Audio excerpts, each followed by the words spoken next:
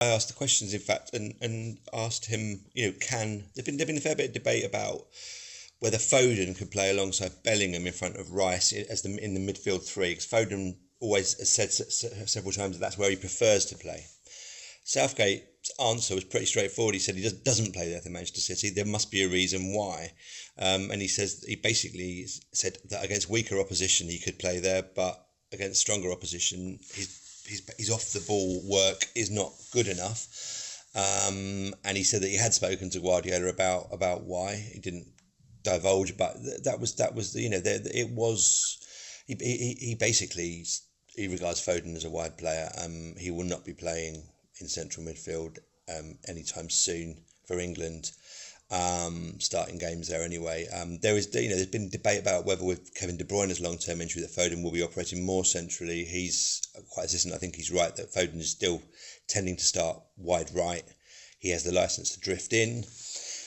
We can get too obsessed with formations sometimes because it's pretty fluid out there a lot of the time. We watch Manchester City, it can be very fluid. Even with England, it can be pretty fluid. So, but yeah, Foden in the middle, it sounds like a non-starter for Southgate, generally speaking. And tonight he gets a chance to play out wide, and we'll see if he can take that opportunity. Because I don't think he's ever really, very often, produced really big performances for England that he has for City. I think Southgate likes Foden. I don't think there's any, I don't think this is going to cause a major problem. But at the same time, Foden does say he wants to play centrally. He won't be playing centrally tonight. But yeah, I mean, he has an opportunity. There are a lot of players in wide areas. I think that Saka and Rashford are the most likely starters if everyone's fit for the first game of the Euro, say next summer. And I think everyone else is playing catch up in those wide areas. But there's plenty of options. I mean, Grealish is injured. He's not in this squad. He's obviously another option. Mason Mount can play in those sort of positions as well. There are certain players that become a bit of a cause célèbre and used against Southgate. Grealish has been that a lot. Foden's been it more so. There were times during the World Cup where there was a clamour for Foden to start. He then came into the starting lineup, did all right.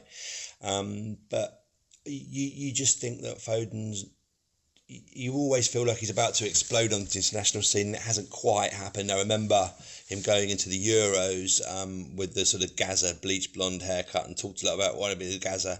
And in the first minute or two against Croatia, the first match, he hit the inside of the post. If that had gone in, you wonder whether he might have ignited in that tournament. It just hasn't quite gone for him. I think at some point it will, because he's an outstanding talent. But it does sound as if it will be, starting from a wide position rather than centrally. I think this squad, more so than a generation ago, loves playing for England. They really, they feel the honour of it, and they just enjoy the experience Southgate has. That's one of Southgate's greatest strengths is man management and the way he's built a sort of club feel with England. And they are those players. You do not get dodgy international pullouts very often. If players pull out for injury, they're generally injured these days. Gone are the days of mass ranks of people, with dodgy sick notes on England duty because they enjoy it. So I don't think that's going to be a problem with Foden. There is a tendency, I think it's amongst the fan base, perhaps more than the media, but some of us in the media mention it from time to time, where we feel he can be overly cautious. But you listen to his explanations. These guys have got, teams of data analysts and things like that, and we all, when we're watching football, tend not to notice players work off the ball as much as we do on the ball. That's natural. And when he makes that point about Foden, for instance, he'd make the opposite point about Mason Mount, who's outstanding in terms of leading a press, being great off the ball. Southgate has to get the balance right.